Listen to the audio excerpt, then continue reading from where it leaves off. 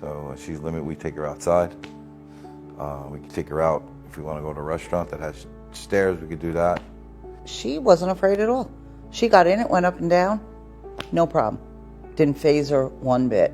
And then it made all the difference in getting her to the bathroom. Instead of fighting to get up the stairs or having to wait for Mike to be here, it was a time saver and it was a lifesaver. We could now go out because in the front of the house there's, a stairway to get to the car, and we were kind of stuck here in the house for a while.